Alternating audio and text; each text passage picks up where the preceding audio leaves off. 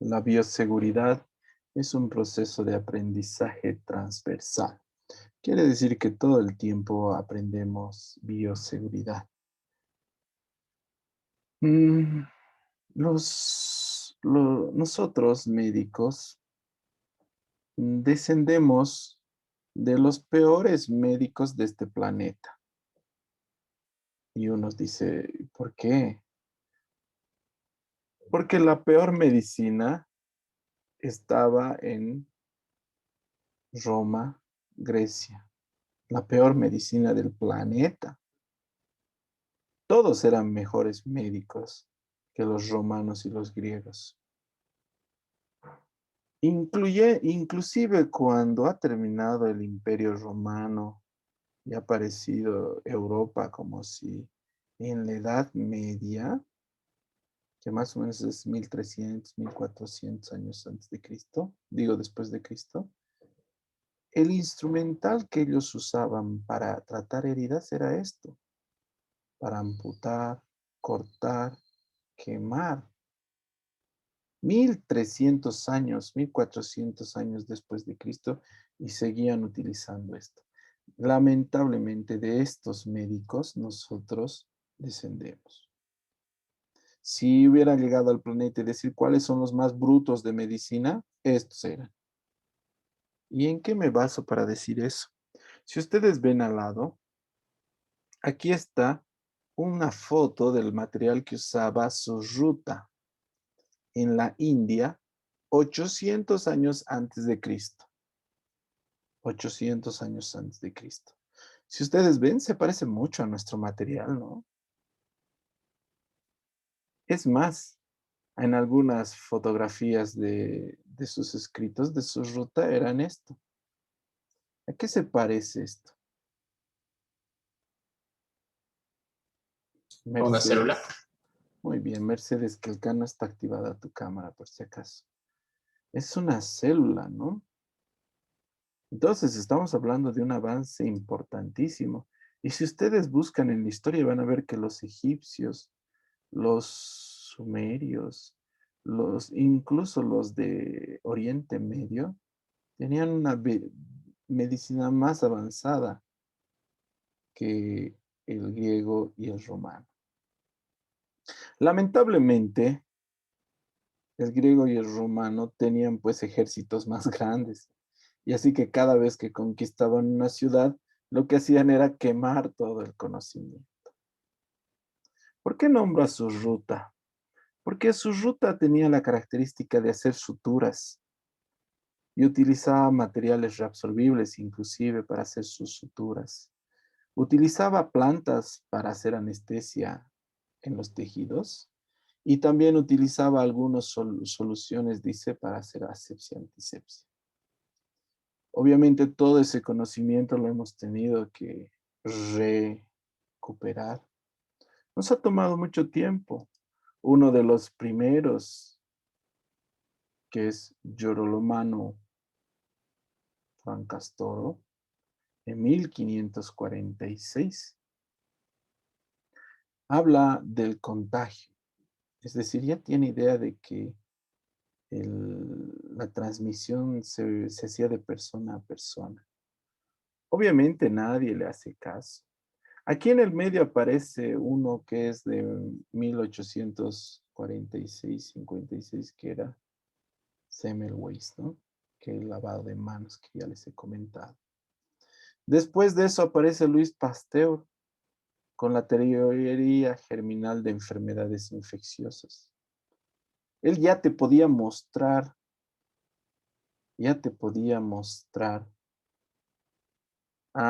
Romanet, creo que con ellos no les he mostrado, ¿no? El lavado de manos, la historia. No, doctor, no les ha mostrado. Con el otro grupo, ¿no? Sí, Cuando llevemos lavado de manos, ¿no? Recuerdo para que les muestre ya. ya, doctor. Entonces, hay un personaje aquí en el medio que inventó el lavado de manos, que después les voy a comentar, que es Semmelweis. Luis Pasteur ya podía mostrarles las bacterias a las personas y decir, esto es lo que se transmite. Y sobre estos postulados de estos tres genios, Lister acuña estas dos palabras, asepsia y antisepsia, que es el camino a conseguir la esterilización. Lister hacía asepsia y antisepsia con ácido carbónico. Era una sustancia que se evaporaba y con eso conseguía desinfectar o descontaminar los lugares hospitalarios, porque ustedes saben que hoy y siempre el hospital es el lugar más contaminado porque todas las personas enfermas van ahí. A pesar de este inicio, que casi costó 300 años, la medicina no ha reconocido como una necesidad patente la bioseguridad. La bioseguridad. Y recién nace como bioseguridad en 1987. Pero, Neidi Peredo, si lo hemos ignorado casi 2000 años, 2000 años hemos ignorado la, la necesidad de bioseguridad, ¿por qué recién en 1987 milagrosamente se les ocurre empezar a hablar de bioseguridad? Después de 1987, todo es bioseguridad. En este momento no vas al hospital sin que alguien te hable de bioseguridad. Todo es bioseguridad aquí, bioseguridad arriba, bioseguridad abajo. Peor con el coronavirus, casi nos lavan con la bandina en todo lado. ¿Por qué crees que es eso, Neidi Peredo? ¿Qué es lo que pasó? ¿Qué de diferente ha podido pasar? Porque te infectas. Se han dado cuenta que eh, se necesitan medidas de bioseguridad para no infectarse por las enfermedades de los pacientes,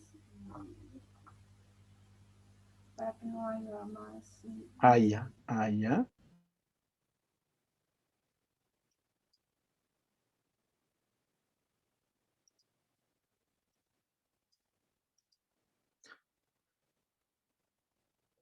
Dirce, a ver, ayúdale. Um, Pienso que sí, o sea, se han dado cuenta que estaban tal vez contagiando a los pacientes de un enfermo a otro, entonces han tomado ¿Sabías que, perdón que te interrumpa, pero antes de 1980 vivió Halsted, Broca, Trendelenburg, que eran monstruos de la medicina? ¿Y tú crees que esos monstruos no se les ha ocurrido y a unos de 1980 han nacido médicos más inteligentes? Creo que no. Sería bueno que nos demos cuenta, pero tiene que pasarnos algo traumático para que el ser humano cambie. El ser humano no cambia así por así. ¿A alguien se le ocurre algo? Una pandemia. No tanto una pandemia, pero en 1987 no ha habido pandemia. La última ha sido en 1918. Doctor, tal vez que Semmelweis notó que habían la transmisión porque no se lavaban las manos y más tarde, después de esto, rechazaron su hipótesis. Entonces, después de esto, simplemente lo rechazaron y como en el 1890 más o menos ya empezaron a tenerlo en cuenta porque se dieron cuenta con otros estudios No, que pero en 1980 estamos hablando, no 1890. Son 100 años de diferencia, por si acaso. Un siglo. Por ejemplo, si yo te digo ahorita, dime los nombres de tus 4 bisabuelos de los dos lados, yo creo que no lo sabes. Y tus bisabuelos han vivido más o menos en 1912, por ahí. Entonces, estamos hablando de 1890. ¿Puedes nombrarme el nombre de algún tatarabuelo? ¿Alguno? No, doctor. Imagínate que son tu familia.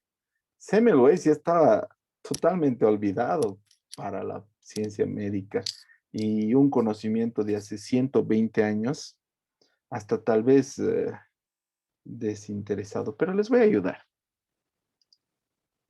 ¿Están viendo lo que estoy compartiendo? Sí, ¿no? 1991 nos encontramos con una nueva enfermedad inesperada. Una serie de casos similares de hombres jóvenes que tenían la característica de ser homosexuales estaban muriendo por infecciones oportunistas, que son aquellas que ocurren en personas con un sistema inmunológico deficiente. Los afectados comenzaban a perder peso y a verse cada vez más débiles. Conforme avanzaba, mostraban lesiones color morado oscuro en brazos y cara que eran signo de una forma rara de cáncer conocida como sarcoma de Kaposi. Todos ellos experimentaban un rápido descenso en la salud, donde se les trataba de varias infecciones. ¿De qué estamos hablando, Fabiola? De VIH. Ah, muy bien, ¿no? Entonces han visto 1981. Veámoslo un poquito. Una tras otra, hasta que estas mismas los llevaban a la muerte. En 1982 se le dio el nombre de síndrome de inmunodeficiencia adquirida, o SIDA, todavía sin saber bien el origen o el agente causal. Las primeras teorías hablan de una probable relación con el estilo de vida que causaba una sobrecarga inmunitaria que podía estar dada por múltiples infecciones, uso de drogas, una reacción al semen, por tener múltiples parejas sexuales o por la infección de un hongo desconocido. A finales de 1982 se encontró que la transmisión del SIDA era causada por exposición a fluidos corporales contaminados como la sangre. Con este descubrimiento, y al no haber una forma confiable de detectar la sangre afectada por el virus, los bancos de sangre se convirtieron en un foco importante de transmisión. Aproximadamente 15.000 hemofílicos, que son personas con problemas de coagulación, se infectaron con VIH en Estados Unidos entre 1981 y 1984. También se encontró que los usuarios de drogas intravenosas estaban en alto riesgo de contagio por compartir jeringas. En 1984 se inició en Ámsterdam el primer programa enfocado al intercambio de jeringas, expandiéndose por Europa, pero no por otras partes del mundo. Con el tiempo se identificó que los pacientes tenían disminución de los linfocitos TCD4, un subtipo de células de defensa. Para 1984 se logró aislar un nuevo retrovirus, encontrándolo como la causa del SIDA. Al año siguiente, en 1985, se creó el primer examen de sangre para detectarlo, y en 1986 se le da el nombre de virus de la inmunodeficiencia humana o VIH. En 1984, tras estos descubrimientos, se propuso encontrar una vacuna dentro de 2 años. Con el tiempo, los misterios de este nuevo virus se fueron esclareciendo, descubriendo que era más complejo de lo que se esperaba. El VIH es como una arma inteligente que ataca a la misma célula que está encargada de matarlo. Además, tiene una característica de mutar constantemente debido a que su forma de reproducción genera múltiples errores en su material genético, haciendo... Bueno, para los fines académicos es eso. Entonces, el VIH había sido uno de los principales desencadenantes de la aparición de bioseguridad, ¿verdad? Además que es lógico, ¿no? Es decir, había aparecido personas enfermas, el propio personal se enfermaba, no se podía tratar, no podíamos curarlo, y entonces era el manejo descuidado de las secreciones. En ese artículo no dice que gran parte del personal sanitario se contaminó en esa época de VIH, especialmente los de laboratorio, porque manejaban sin cuidado las muestras. Otra cosa que aparece en esa época es las bacterias resistentes. Blanco más de paso había salido. Ya bueno, bacterias resistentes. Entonces, Fleming, que descubre la penicilina en 1940, pues fue un boom. Todas las enfermedades que eran un azote para la humanidad se empezaron a curar. En 1960 hasta un médico dijo en un expositorio que para el año 2000 todas las enfermedades bacterianas iban a ser eliminadas de nuestro planeta. Estamos en el 2020 y no estamos ganando, más bien estamos perdiendo la batalla. Es que no se dan cuenta que la vida siempre se abre espacio. Entonces las bacterias empezaron a hacerse resistentes a los antibióticos. Y en 1980 también empezaron a aparecer los estafilococos resistentes, los gram negativos y los otros que ya no respondían adecuadamente al tratamiento. Entonces eso condujo a la necesidad de acuñar un nuevo término. Y este término se denomina bioseguridad. ¿Qué significa bioseguridad para usted, María Eugenia? ¿Cómo lo defines bioseguridad? Es un conjunto de, Perdón, de nuevo te voy a plantear. Para vos, ¿qué significa bioseguridad viendo esta diapositiva? bueno, es cuidarse, ¿no? Cuidarse uno mismo. Bios viene del griego vida,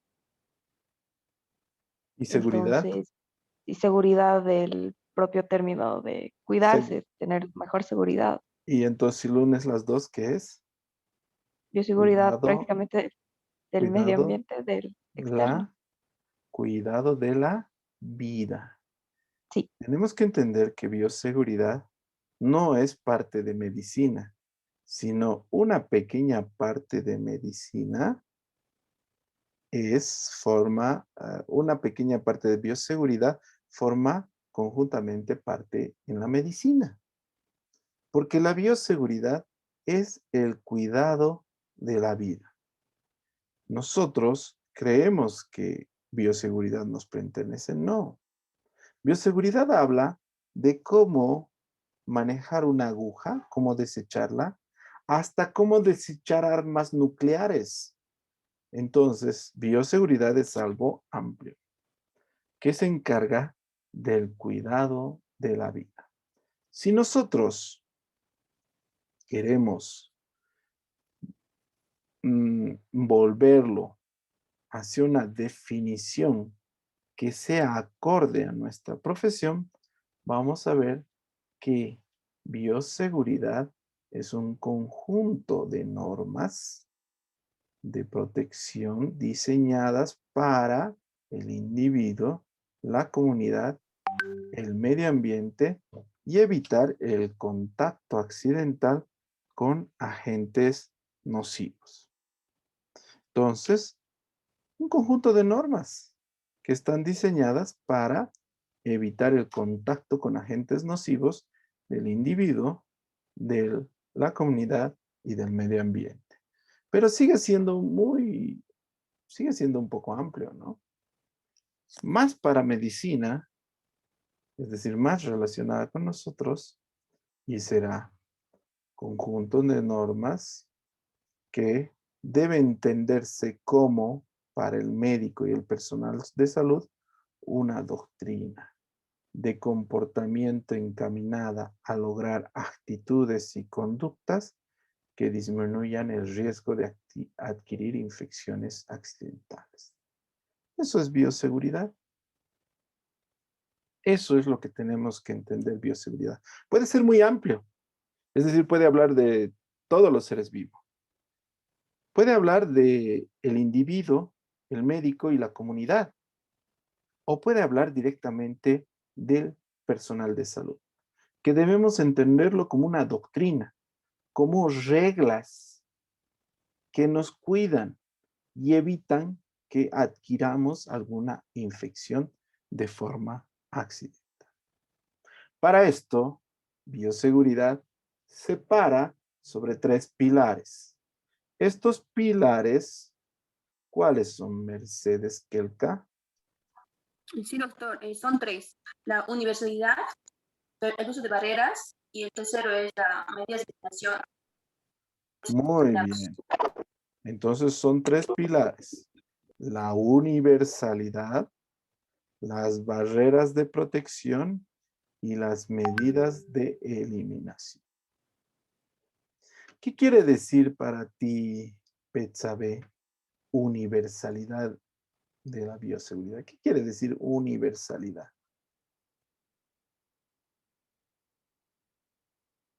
Ok. Pues que prácticamente tiene que ser para todo el personal de salud y también para los pacientes. Es decir, para todos. Si las reglas son para esta señora X, las reglas X también serán para ella. No existe diferencia económica, social ni cultural. Las reglas se aplican para todos. Si la norma de bioseguridad dice que tienes que examinarle sin guantes, las examinas a las 2 sin guantes. ¿Entendido? Dice universalidad porque las reglas son para el portero y para el director. Por ejemplo, cuando van a ver el director del hospital quiere hacerse un hemograma, le pide a la bioquímica que suba a su oficina a sacarle la muestra de sangre porque está muy ocupado para bajar al laboratorio. Entonces la bioquímica va con las jeringas, con las ampollas en su bolsillo, porque está yendo a un lugar donde no se debe sacar. El escritorio no es un lugar ideal para sacar las muestras. No tiene dónde desechar punzocortantes en esa oficina. Va a tener que reencapuchar la aguja. Entonces está rompiendo normas de bioseguridad, de universalidad. Él, por ser director, presidente o lo que sea, tiene que ir a una sala preparada para tomar de muestra de sangre. ¿Entendido? 2. Tercero, universalidad. La universalidad dice que las normas que aprendemos aquí en Bolivia son aplicables en Chile, Perú, Brasil, China, Estados Unidos, Japón. Con unas pequeñas excepciones. ¿Excepción en qué? En que algunos países como Estados Unidos y Japón ya rayan en lo ridículo en crear todo desechable. Exageran en bioseguridad. Por ejemplo, hay equipos de sutura que ustedes van a ver cuando traen de donación en mano a mano, así. Van a ver, hay unos equipos de sutura que tiene portaagujas, pinza, y se botan eso. Y se botan. Campos enteros para operar, que son campos medianos, pequeños y grandes, que se botan todo para operar. Entonces, con esa pequeña diferencia que existe en estos países que botan y desechan todo, las normas de bioseguridad son universales. Entonces, muy bien, entendido universalidad. Barreras de protección. Carlos Zapata, ¿qué tipos de barreras de protección podrías nombrar? Barreras físicas, primeramente, barreras químicas y barreras biológicas. Bueno, barreras, la primera que era Físicas. físicas. Muy bien, barreras físicas. Barreras químicas. Barreras Biológicas. Biológicas, ¿no? Muy bien. Entonces entendemos las barreras físicas. Las barreras físicas son las barreras, perdón, ¿dónde andan las barreras físicas? Las barreras físicas son los guantes, las pijamas, el barbijo, el protector ocular, lentes protectores sería, porque los lentes son los que usamos. Los guantes, gorra, pijama, eso sería para nosotros las barreras físicas, que tienen algunas características importantes que debemos conocer. Por ejemplo, hablaremos de las batas, porque después hablamos de guantes. ¿Por qué la bata Diego Antonio es blanca? ¿Por qué mi bata es blanca?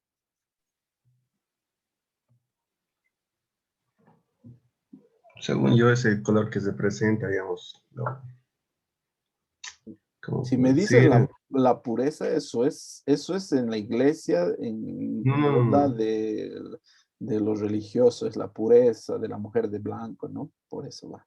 Pero no, el médico, no, la mayoría no somos tan puros. Más al contrario, creo, te cuento. No creo que sea la pureza. ¿Qué opinas? ¿Por qué es blanco? a ver, para mí el color blanco, puedes resaltar algún, digamos, alguna mancha que tengas, digamos, cuando entras al quirófano y se puede ver claramente que tu bata está limpia o está sucia. Mencionas el Bueno, color, con supongo. corbata no entras a quirófano, por si acaso, entre paréntesis. Pero no es mala la idea de que es blanco para que resalte la suciedad. Pero yo siempre me hago una pregunta y digo, el médico es la persona más inteligente de su grupo. Le duela a quien le duela, ya les he dicho, pueden quejarse todas las carreras, todo lo que quieran. Lo siento, los médicos somos más inteligentes. Sí, se la chupan y listo, perdonando la expresión. Pero no hay discusión, pues. No hay discusión. Ustedes estudian 20 horas al día y en derecho pasan clases de 6 de la mañana a 9 de la mañana y de 6 de la tarde a 10 de la noche, dice, y en 5 años les dan su título, porque les da tiempo para ir a trabajar en el día, dice. Entonces, por eso es horario. Ustedes pobres ni siquiera tienen tiempo a veces para comer ni dormir. Entonces, estas personas de las que te hablo, en el mundo entero somos los más inteligentes. ¿Tú crees que solo escogerían el color blanco porque se ve sucio cuando se ensucia? La respuesta es no. La característica por qué hemos escogido el blanco es porque es el color que más rayos ultravioleta atrae. ¿Y, de qué nos sirve esto? Por ejemplo, cuando tú atiendes un paciente, entonces aquí está tu manga, digamos, de tu guardapolvo.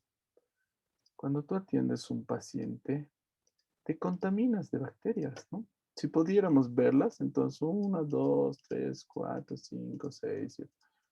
Te has llenado de bacterias la manga. Pero al ser blanco, atrae rayos ultravioleta que desnaturalizan el ADN de las bacterias, destruye las proteínas de ADN de las bacterias, los enlaces, eso. Y entonces, cuando vos caminas con tu bat y lo dejas al sol, unos minutos, horas, el día siguiente está así. Entonces, de esa manera nos ayuda a prevenir la propagación de contaminación. Es por eso que hemos escogido blanco. Tal vez en forma muy indirecta sea que hemos escogido porque se ve la sociedad, pero no creo que sea la principal de nuestras razones. ¿Entendido? Entonces, así cada una de las cosas tienen características particulares. Por ejemplo, alguno me va a preguntar, doctor, quiero comprarme pijama. ¿Qué color tengo que comprarme? Me va a decir. Yo les voy a decir, ustedes deciden, porque el que sabe medicina, el que estudia medicina, vas a ver que tiene que comprarse o verde o celeste. Obviamente hay una razón del por qué. No les voy a dar todas las respuestas, pero ya lo van a averiguar por qué verde o celeste. Pero doctor, yo conozco a un doctor que tiene mandil guindo, azul, negro, verde, pacay. ¿Qué les puedo decir? Hay algunos que saben medicina mucho y hay otros que no. Si sabes mucho medicina, sabes por qué estás comprando el color que estás comprando. Hay muchos ejemplos de saber medicina en el guardapolvo. El guardapolvo es una barrera física. Entonces, si ustedes ven, tiene que ser largo, por lo menos hasta la altura de la rodilla. ¿Por qué? Porque cuando te acercas a la cama o a la camilla del paciente, sea una barrera física para que se quede ahí las bacterias y no llegue a tu ropa. ¿Entendido? Tiene que ser mangas largas para que cuando te apoyes en la mesa recojas en tu guardapolvo las bacterias y no en tu piel de tu mano. Tiene que ser blanco porque destruye las bacterias. Entonces, si sabes eso, vas a escoger un buen mandil. Pero hay otros que se ponen mandil manga corta y hasta la cintura. Uy, cachamosos simpáticos los doctores. Uy, qué bonito tu mandil. Ese mandil es para heladeros, porque para un médico que sabe lo que les he dicho, no le sirve. Y va a decirme, pero es que me hace calor. Si te hace calor, la alternativa es, usa ese mandil, pero ten ropa diferente. Es decir, te pones una ropa en el hospital y cuando te vayas tienes que dejar toda esa ropa y cambiarte otra ropa. No puedes llevar las bacterias a tu casa. Los médicos tienen que tener mucho cuidado de no matar a su familia. ¿Por qué?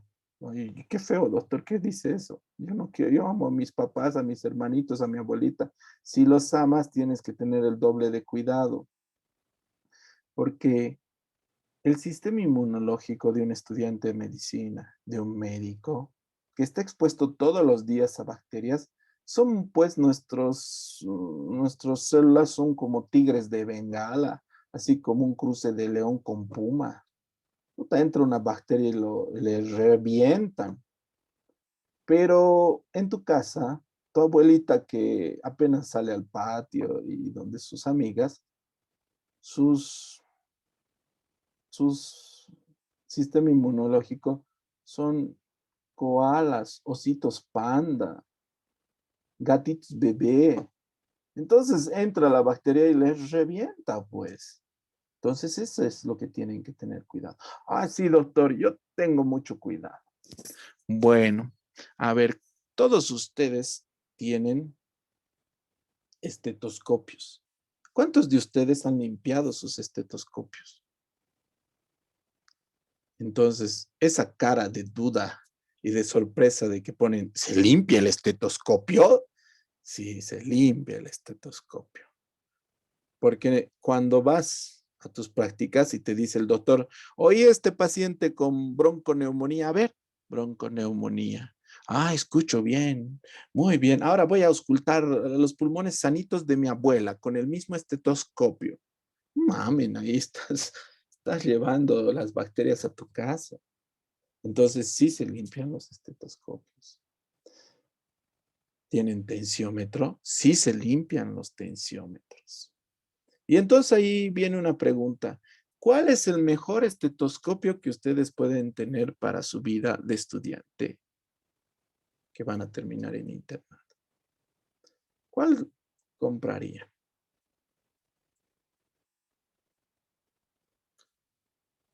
Todos me van a decir, ay, yo quisiera tener un Leadman. Por suerte me han regalado un Leadman. Nah. El Leadman lo van a tener primero en su caja original. Lo tienen ahí bien guardadito. Y cuando lo lleven al hospital van a llevar como si estuvieran llevando dinero así oculto en su mochila.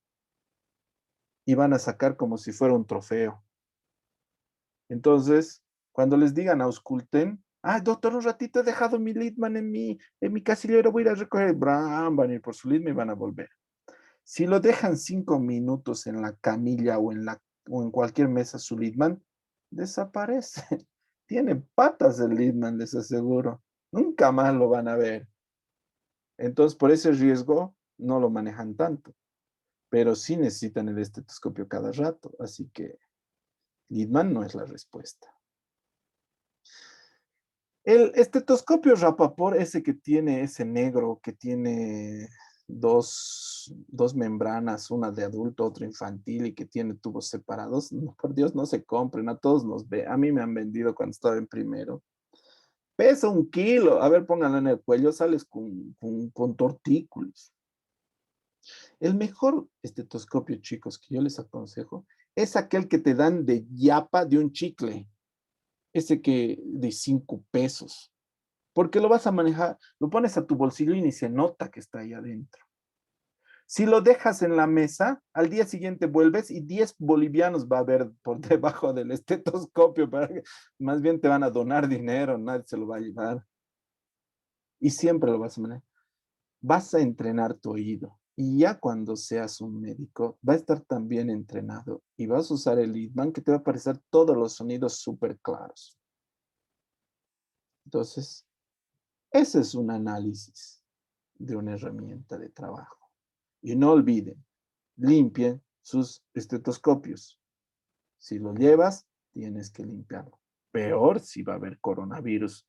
No sé, 1 año o 2 años más habrá coronavirus, así que por poco y lo tienen que prender fuego a su estetoscopio para volver a su casa con eso. Entonces, todas nuestras herramientas, y dicho sea de paso, ven este estetoscopio, ese es el de Yapa de 5 pesos. Es planito, no es pesado, es súper útil. No tiene membrana de infante, de medio infante, no tiene campana, nada. El que sabe escuchar, escucha con uno y punto. Nada más no necesita. El que sabe escuchar, escucha con eso. Si antes escuchaban con su oído, ahí apoyado, peor nosotros con estos estetoscopios. Entonces, estas son las barreras físicas. ¿Qué son las barreras biológicas?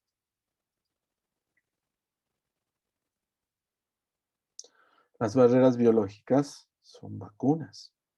Si yo les digo que me hagan una lista de las vacunas que necesitan en este momento para trabajar como médicos, ¿me la podrías hacer, Dirce? ¿Qué sería? ¿Cuál sería la ¿Puedes lista? repetir la pregunta, por favor, doctor? ¿Cuál sería la lista de vacunas que tienes que tener para trabajar como médico? Mm,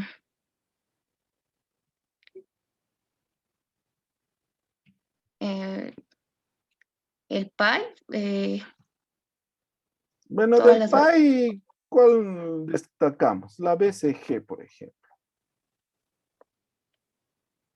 la pentavalente. ¿Te han puesto pentavalente? No creo. La pentavalente es desde hace 15 años. Y no creo que ustedes tengan 15 años.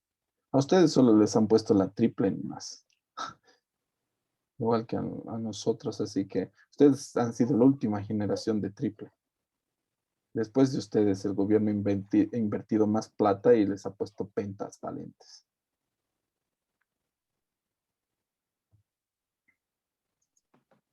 Del PAI, la única vacuna que tal vez te sirva es la BCG. ¿Por qué?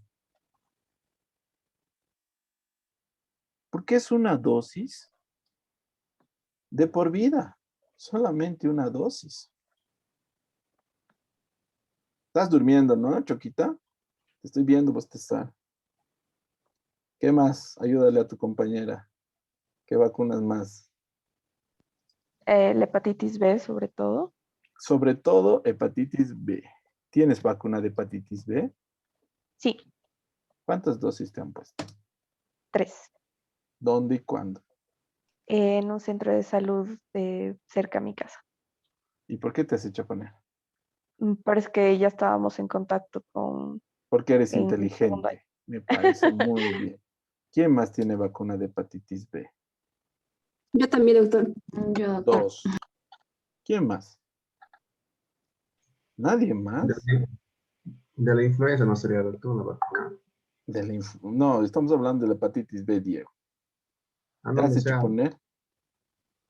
no, o sea, yo digo, una vacuna contra la influenza también serviría, aparte de la hepatitis B, la hepatitis No, C yo te también. entiendo, sí, necesitas influenza. ¿Y dónde está? Influenza. ¿Cuánto que quieres hablar la influenza? ¿Cuántas veces se pone?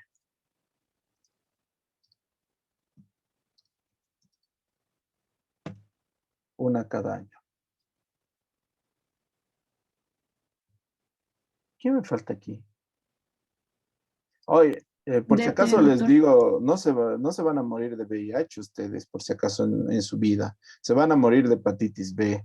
Así que mejor háganse vacunar hepatitis B. La vacuna, pregúntenle a su compañera, es gratis.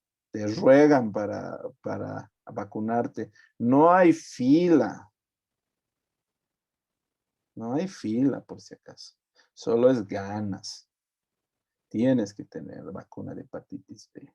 Si ustedes han leído el texto, lo que les he mandado, la incidencia de hepatitis B es mucho más alta. El virus de hepatitis B es más resistente.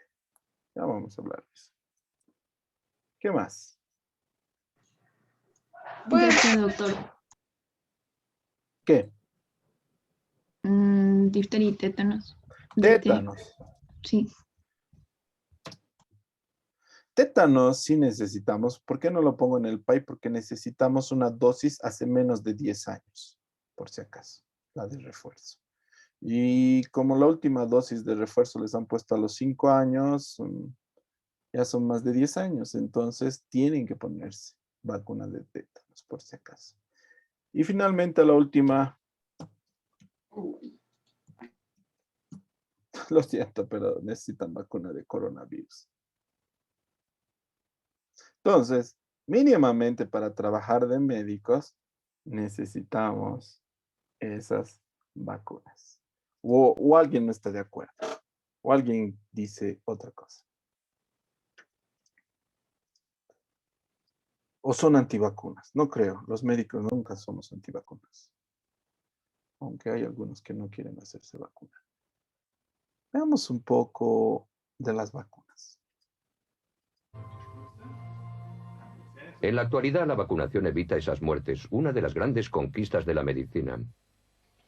Un pequeño pinchazo y un esparadrapo es todo lo que se necesita para protegerse contra infecciones mortales. En 1967, la Organización Mundial de la Salud lanzó una campaña mundial de vacunación contra la viruela, uno de los peores azotes de la humanidad. 15 millones de personas al año eran víctimas de ella. Y no solamente en la remota África. En 1972 apareció súbitamente en Yugoslavia, donde la vacunación había sido descuidada.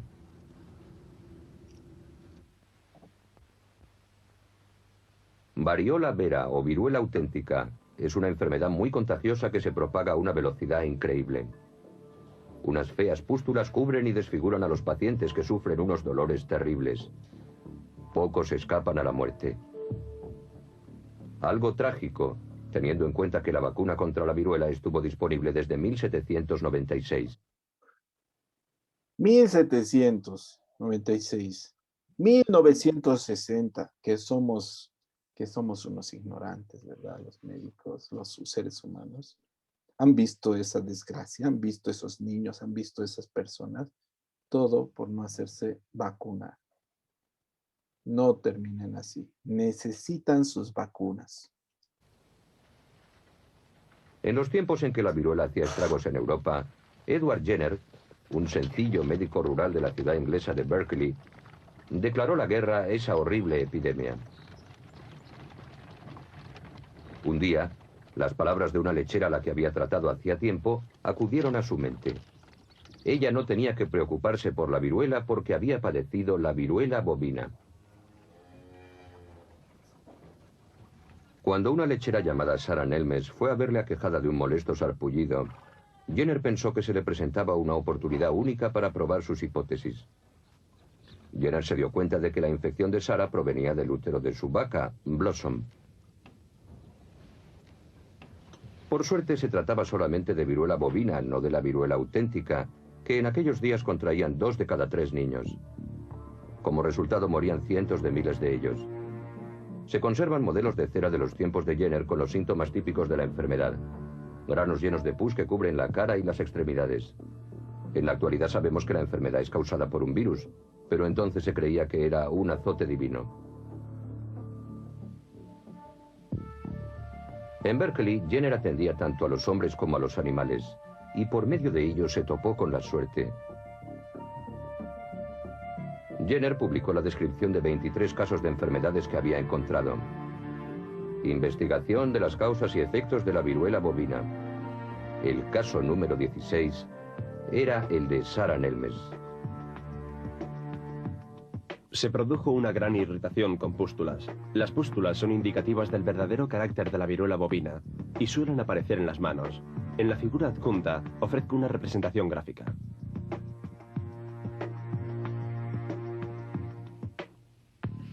El 14 de mayo de 1796, Jenner decide intentar un arriesgado experimento. Llamó a su consulta a Sarah y a James Phipps, de 8 años, hijo de un agricultor. Recogió secreciones de una de las pústulas de la lechera y con un cuchillo hizo una pequeña incisión en la piel del muchacho inoculándole la viruela bovina.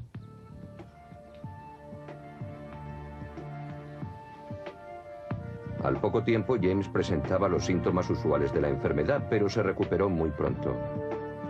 Jenner estaba seguro de que la viruela bovina inmunizaba contra la viruela auténtica, pero tenía que demostrarlo. El chico, sus padres y 2 colegas estuvieron de acuerdo en dar el siguiente paso del experimento. 6 semanas más tarde, Jenner infectó a James con viruela auténtica usando secreciones de una víctima mortal.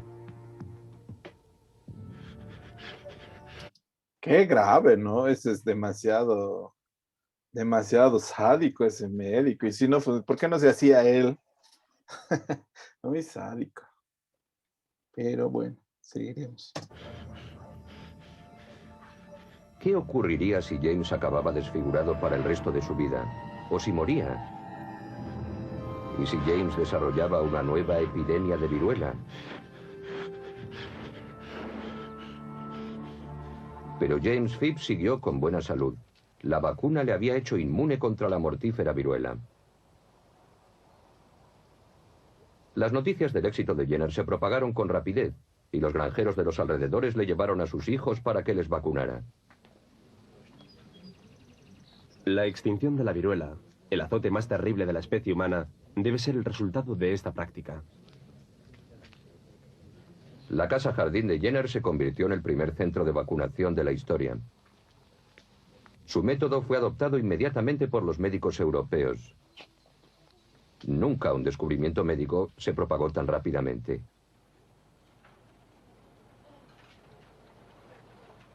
La vacuna salvadora que la vaca Blossom proporcionó a Jenner, un médico rural, fue producida enseguida en el laboratorio. Virus de viruela debilitados procedentes de seres humanos demostraron ser más efectivos que los virus de las vacas. Pronto todo el mundo fue vacunado.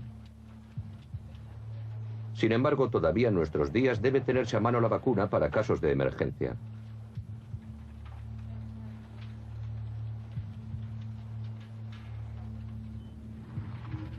Peligro de viruela. No pasar.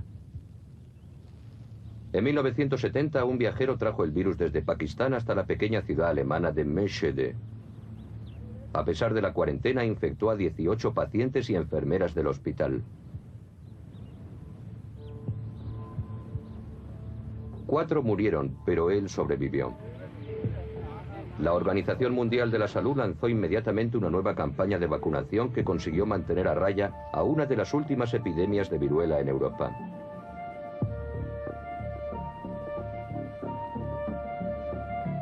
Desde entonces no han sido necesarias más campañas obligatorias de vacunación. En 1980, La Organización Mundial de la Salud declaró extinguida la viruela. La visión de Jenner se había cumplido. En la pantalla vemos la cuchilla con la que Jenner vacunaba, un mechón de James Phipps y los cuernos de Blossom, la vaca que proporcionó al mundo la primera vacuna. El método de Jenner fue llamado vacunación, del latín vaca.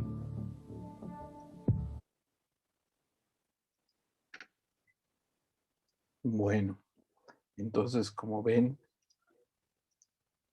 eso es bioseguridad, es aprender eso, ver cómo podemos protegernos, barreras físicas, químicas, biológicas.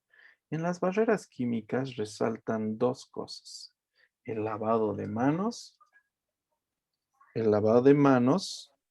y los antisépticos. Medios de eliminación de desechos. Medidas de eliminación de desechos. Bueno, creo que por hoy hemos dado un buen comienzo.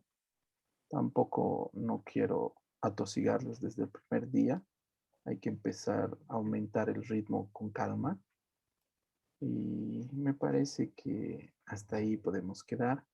El día viernes vamos a ver lo que es medidas de eliminación de desechos, que va a dar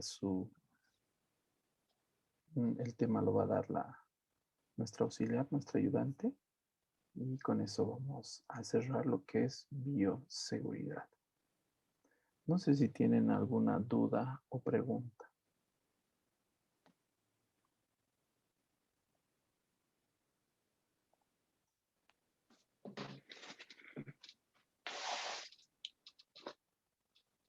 ¿Ninguna duda? Pregunta, chicos. Yo entonces preguntaré. Neidy, ¿cómo defines un accidente de exposición a sangre o fluidos?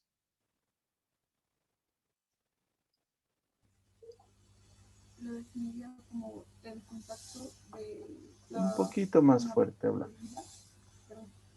El contacto de una herida abierta a fluidos como sangre o fluidos, otros fluidos como fluidos de semen o vaginales. Es un contacto, ¿no? De sangre o fluidos con una solución de continuidad. También puede ser cuando esos fluidos se ponen en contacto con mucosas. Por eso, cuando hay accidente de exposición a sangre o fluidos, debemos ver la naturaleza de la exposición. Es dudosa cuando el fluido está en exposición directamente a una piel sana. Probable cuando el fluido o la sangre está en relación con mucosa o con esos, cuando te cortas en papel, con papel, ¿verdad? Que se abre la piel pero no sangra. Entonces, con eso, con heridas que no sangran, muy superficiales. Definida cuando ha pasado todas las capas de la piel. Ahí es una exposición definida. Y masiva ya no tiene nada que ver con el personal de salud, habla de la transfusión de sangre. Pero la mayoría de las contaminantes podemos controlarlos con medicamentos y atención. Pero hay dos enfermedades que nos dan dolor de cabeza, que son el VIH y la hepatitis B. ¿Qué hago, Betsabe, si me pincho accidentalmente con un paciente portador de VIH? Ya, primero nos dice que debemos lavarnos con abundante agua y jabón y dejar salir sangre para que para evitar la inflamación y así los linfocitos puedan difuminar la infección. Después debemos avisar a nuestro supervisor y también implementar medidas de profilaxis, ir al CDBIR, creo, y ahí empiezan un tratamiento que tiene que ser antes de 2 horas y no tiene que tardarse más de 48 horas. Tratamientos con antirretrovirales. Después se hace test de ELISA para confirmar que el personal de salud no haya estado con VIH antes del accidente y así pueda recibir los tratamientos adecuados. Muy bien. ¿Sabía todo eso antes? ¿Perdón? No, lo leí en el documento que mandó. Entonces, ¿sabían de eso antes, chicos? Si el día de ayer se pinchaban con un paciente con VIH, ¿qué iban a hacer? Llorar y hacer su testamento, ¿verdad? No olviden, el conocimiento, chicos, es poder. Pero no se cieguen, es un conocimiento superficial. Este conocimiento que les he planteado lo han aprendido superficialmente. Por ejemplo, tu compañera, Bruno, ha dicho que vas al CEDEVIR. ¿Dónde es el CEDEVIR? En Cochabamba. Ah, qué peine. Mames. No sé exactamente dónde, pero decía que es, o sea, en Cochabamba, no sé en qué calles, pero Lo es en puedes Cochabamba. encontrar. No, ni idea, Con la Google verdad. Maps voy a encontrar, dices. Sí, se podría. Te tengo una mala noticia. Solo atienden hasta las 2 de la tarde. En serio, no hay nadie. Ahorita puedes ir y no hay nadie. Tienes 2 horas. ¿Qué vas a hacer? Tenemos un grave problema en la organización de esto de la prevención del VIH, que yo creo que con lo que les enseño a mis estudiantes va a ir mejorando. Cada hospital, cada centro de salud debería tener dosis de antirretroviral, porque la dosis es una tableta cada día por 30 días. ¿Cuántas tabletas necesita en el día? Que dejen 3. No creo que 3 se pinchen en un día. Entonces, en un casillero que diga ahí, dosis profiláctica de VIH, se toma una dosis. Puedes esperar hasta mañana. Mañana vas al CEDEVIR y te pueden hacer todo. Hay una cuestión muy cerrada. Dicen, el efecto es muy grave del antirretroviral. Dice. Sí, pero el efecto cuando lo tomas los 30 días. Pero si lo tomas una dosis y mañana te dice la infectóloga, ¿sabes qué? Bruno, te has equivocado. No deberías tomar medicamento y te vas a enfermar más bien. Dejas de tomar, pues. Has tomado solo una. No te va a hacer nada. No sé. ¿O vos qué prefieres? ¿Que te den o que no te den? Que me den. Claro, bueno, eso está medio raro, que te den la dosis. Que me medio den raro eso que has dicho, ¿no? el Demasiada medicamento. convicción, Choco. Bueno, pero se respeta cualquier dirección que se decida, chicos. Entonces, bueno, entonces, esto tienen que exigir como estudiantes, como profesionales y como trabajo, donde vayan a trabajar, ¿dónde está la dosis profiláctica para pinchazo de VIH? No hay. Doctor, haremos una carta solicitando que nos den 3 tabletas y nosotros la cuidamos. No, es que nos hacen responsables. No importa, yo me voy a hacer responsable. ¿Cuánto cuesta las 50 pesos? Tome 150 pesos y no moleste. Entonces, tienen que haber una actitud de responsabilidad conjunta. No puede ser que todo lo tengan almacenado en un depósito. Ni siquiera lo compran, chicos.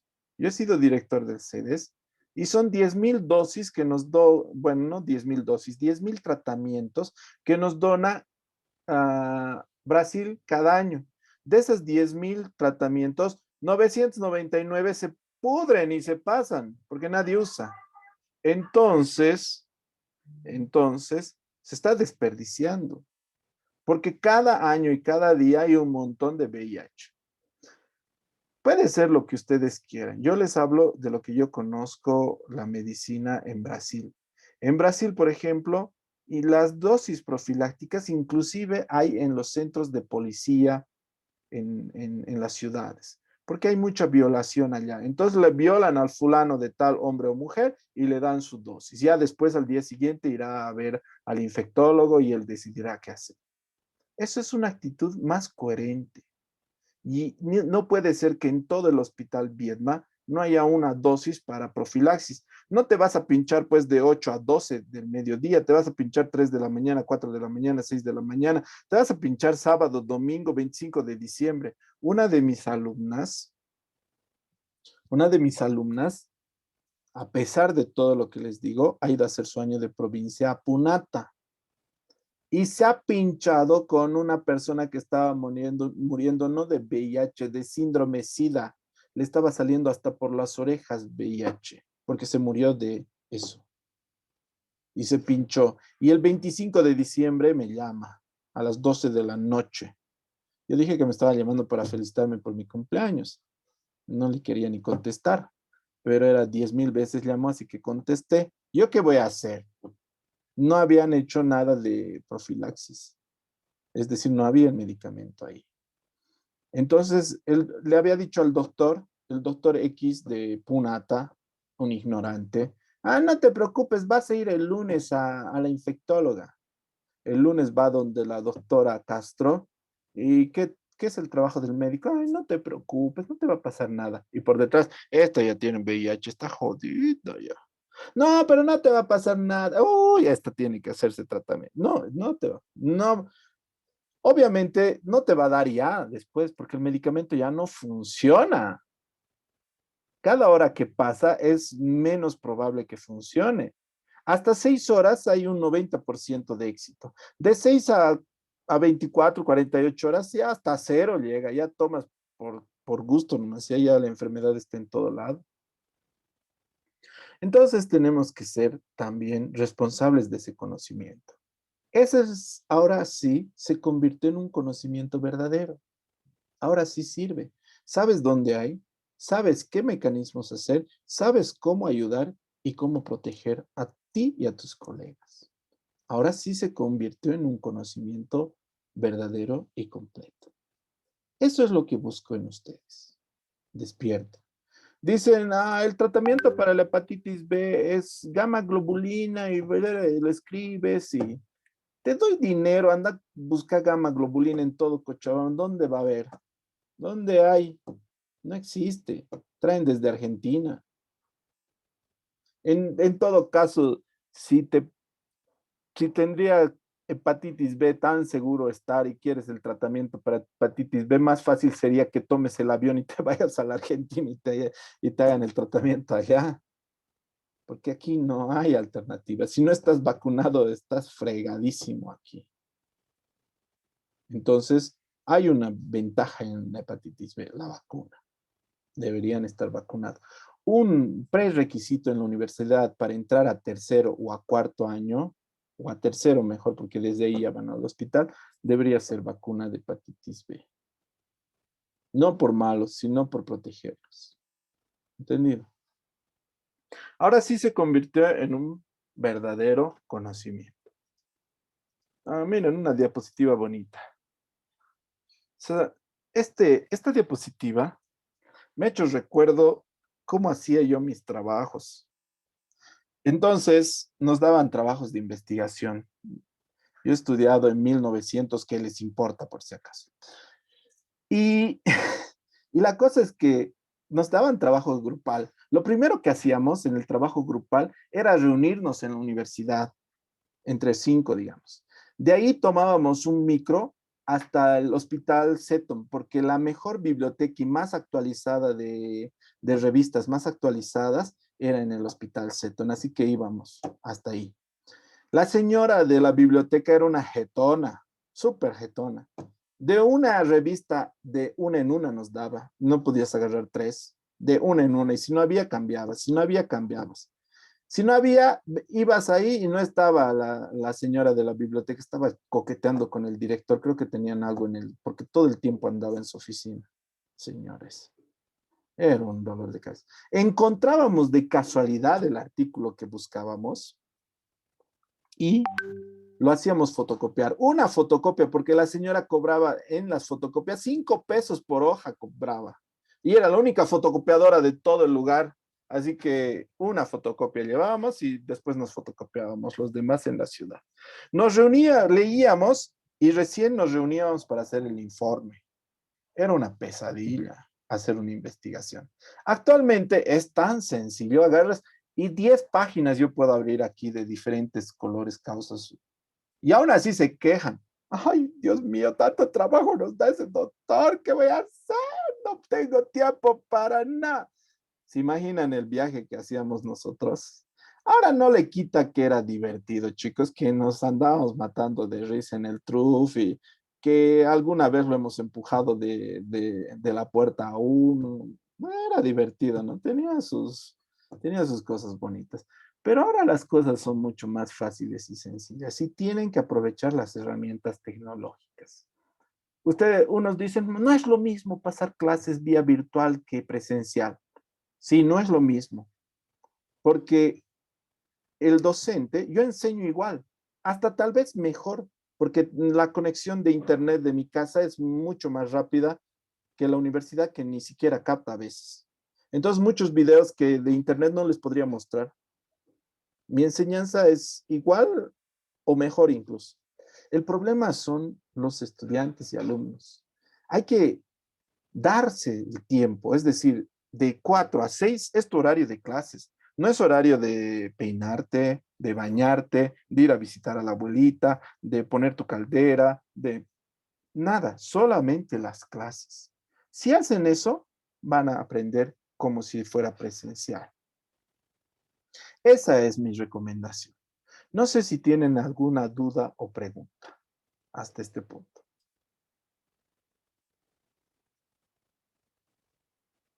Muy bien, muy callados, pero ya van a aprender, ya van a hablar. ¿Algo que agregar, Romané? No, doctor, estaba muy completo. Muy divertido. El más capingo del mundo es, ¿no? Tu doctor.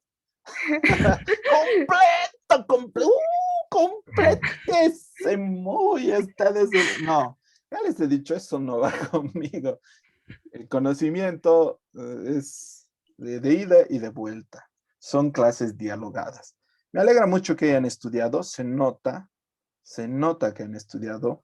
Normalmente la primera clase lo suspendo porque nadie sabe ni tiene ni la más pálida idea de lo que estamos avanzando, pero me alegra mucho que ustedes no. Nos vemos la próxima clase, esperemos que todos se cuiden y vayan revisando lo que es manejo de desechos. No es difícil, es fácil. Chao, chicos. Chao, chao, Chao, chao. doctor. Catherine, ¿a tú te quedas?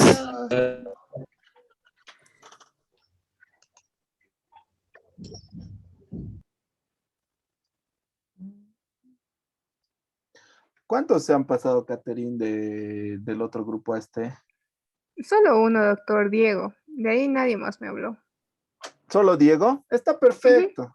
Por lo menos con eso va a ser medio equilibrado. Bueno, no tan equilibrado, pero ya no va a estar tan pesado el otro.